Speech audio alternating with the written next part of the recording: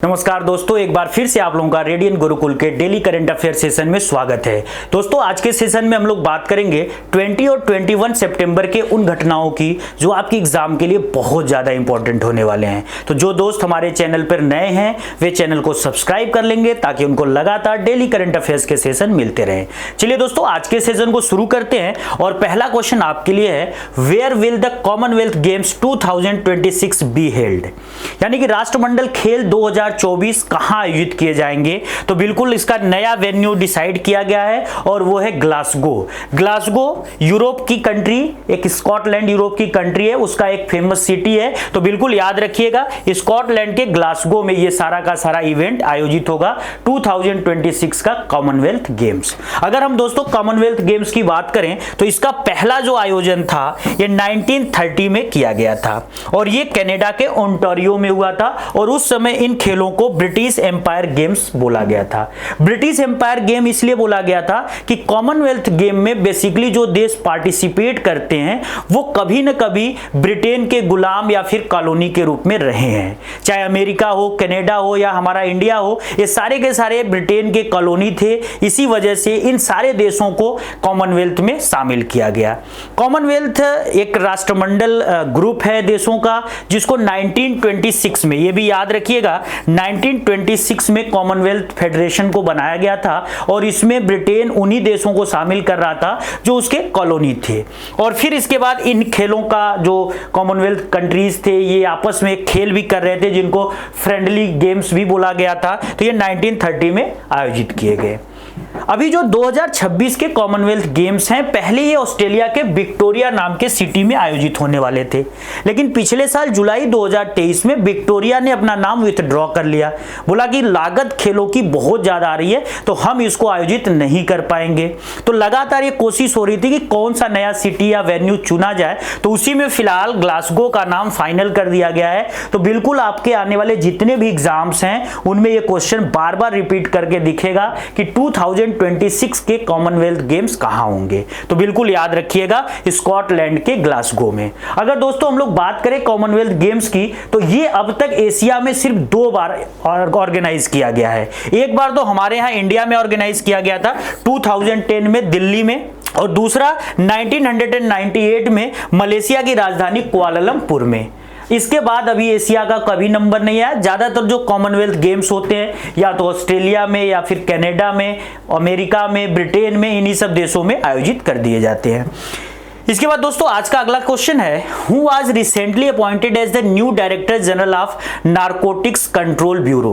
तो ये जो नारकोटिक्स कंट्रोल ब्यूरो है एनसीबी, ये हमारे देश में ड्रग्स वगैरह से रिलेटेड जो इलीगल एक्टिविटीज होती है उनको कंट्रोल करता है। तो इसके नए जो डीजी बने हैं, डायरेक्टर जनरल, बिल्कुल याद रखिएगा, उनका नाम है अनुराग गर्ग।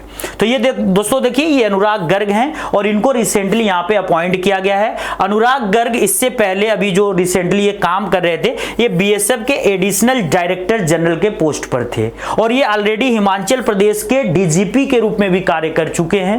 अगर हम इनके सर्विस की बात करें तो ये 1993 बैच के आईपीएस ऑफिसर हैं हिमाचल कैडर के और ओरिजिनली उत्तर प्रदेश से आते हैं। तो ये काफी इंपॉर्टेंट काम कर चुके हैं। इसी के देखते हुए केंद्र सरकार ने इनको एनसीबी का नया हेड नियुक्त किया है। अगर एनसीबी की बात करें दोस्तों तो एनसीबी की जो एस्टेब्लिशमेंट थी 17 मार्च 1986 को की गई थी और इसका सबसे मेन काम था ड्रग्स रिलेटेड इलीगल एक्टिविटीज को कंट्रोल करना। इसके बाद दोस्तों आज के सेशन का अगला क्वेश्चन है, prime minister Narendra Modi visit to the United States in सितंबर 2024। तो आज यानी कि 21, कल 22 और परसों 23, 3 दिनों के दौरे पर हमारे देश के prime minister Narendra Modi America जा रहे हैं और वो मेन उनका वहां जाने का उद्देश्य क्या है उस पे आपसे यहां पे क्वेश्चन बन रहा है। तो बिल्कुल याद रखिएगा, उनका मेन उद्देश्य जो अमेरिका जाने का है वो क्वाड लीडर्स की शिखर सम्मेलन में भाग लेने के लिए।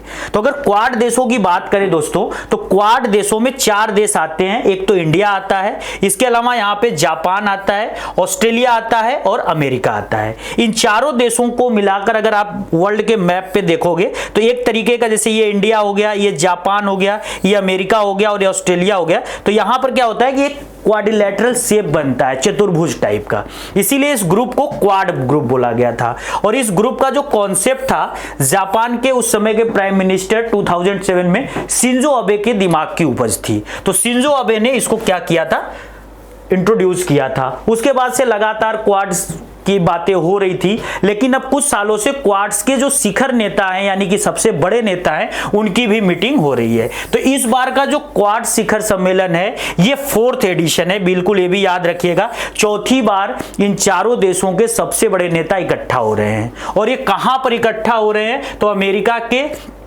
जो यहां पर डेलावेयर, अमेरिका का जो डेलावेयर स्टेट है, वहां पर ये पूरी की पूरी मीटिंग आयोजित होगी, बिल्कुल याद रखिएगा। ये देखिए यहां पर हमारे ये मोदी जी हैं। मोदी जी के अलावा ये जापान के राष्ट्राध्यक्ष हैं, अमेरिका के राष्ट्राध्यक्ष हैं और ये ऑस्ट्रेलिया के राष्ट्राध्यक्ष हैं। तो ये चारों लोग वहां पहुंच गए हैं और 21 तारीख को यानी आज ही इनकी मीटिंग होगी। और इस मीटिंग में अगर कुछ बड़ा कुछ निकलता है, डिसीजन वगैरह, तो अगली क्लास में हम लोग फिर से इस पे करंट अफेयर में कर लेंगे। इसके बाद दोस्तों अगला क्वेश्चन है हम लोगों का, what is the name of the joint military exercise conducted between India and the US army from September 9 to 22, 2024 at the Mahajan field firing range इन राजस्थान। तो राजस्थान के जो महाजन फायरिंग रेंज है, फील्ड फायरिंग रेंज, यहां पे भारत और अमेरिका की सेनाओं का ज्वाइंट मिलिट्री एक्सरसाइज हो रहा है। तो इसका नाम आपको बताना है। तो दोस्तों याद रखिएगा, ये है युद्ध अभ्यास।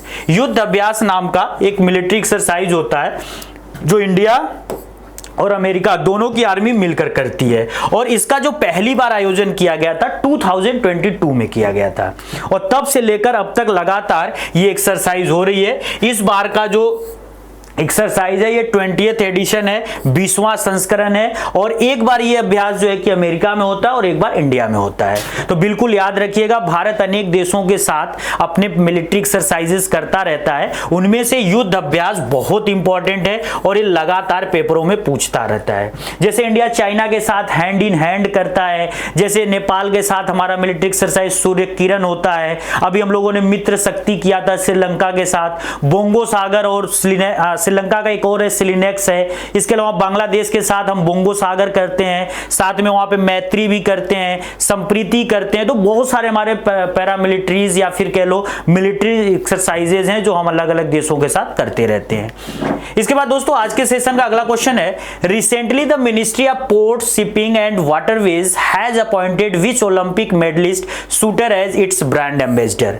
तो हमारे देश का जो बंदरगाह, जहाज रानी और जलमार्ग मंत्रालय है, उन्होंने अपना जो ब्रांड एम्बेसडर नियुक्त किया है। बिल्कुल याद रखिएगा, हमारी जो शूटिंग एथलीट हैं जिनका नाम है मनु भाकर, इनको अपॉइंट किया है।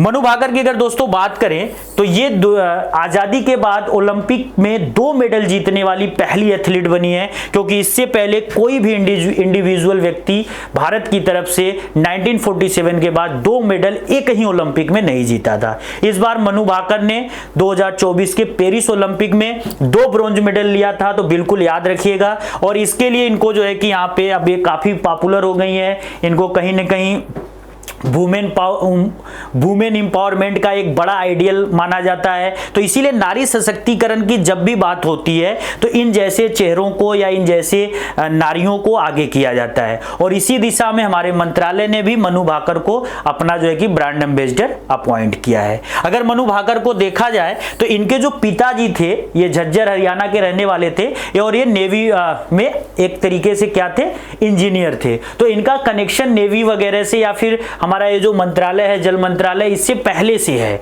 तो इसीलिए इनको यहाँ पे ब्रांड एम्बेसडर भी अपॉइंट किया गया है। इसके बाद दोस्तों आज के सेशन का एक और क्वेश्चन देखते हैं, what is the name of India's first human space flight mission expected to be launched by the end of 2024। तो भारत के पहले मानव अंतरिक्ष उड़ान मिशन का क्या नाम है? देखिए दोस्तों, अब तक दुनिया में सिर्फ और सिर्फ 3 ही देश हैं जिन्होंने यहाँ पर मानव अंतरिक्ष उड़ान को अपना सक्सेस किया है। 1961 में पहली बार यहाँ पे अप्रैल, अगर डेट भी याद रखो तो अप्रैल 1961 में रसिया पहला कंट्री बना था जो मानव स्पेस ले गया था वहां पर।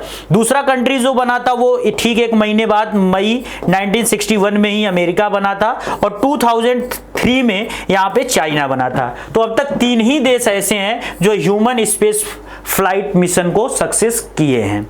अब भारत अगर ऐसा करने में सफल होता है तो वो चौथा देश बन जाएगा। और भारत का ये जो स्पेशल मिशन है, इस मिशन का नाम है गगनयान। और गगनयान काफी दिनों से न्यूज में बना हुआ है। इसरो के जो अध्यक्ष है सोमनाथ, उन्होंने क्या किया है, रिसेंटली ये अनाउंस किया है कि हम लोग जो अपना यहाँ पर गगनयान मिशन है, इसको इस साल के अंत तक क्या करेंगे, पूरी तरीके से हम लॉन्च करने की तैयारी में हैं। तो बिल्कुल गगनयान पे लगातार क्वेश्चन बन सकता है। और यहाँ पे याद रखिएगा, भारत अगर इसको करने में सफल होता है तो वो दुनिया का चौथा देश बन जाएगा। तो गगनयान से लगातार आपके एग्जाम में क्वेश्चन आएंगे, बिल्कुल रेडी रहिएगा। इसके बाद दोस्तों आज के सेशन में बस इतना ही।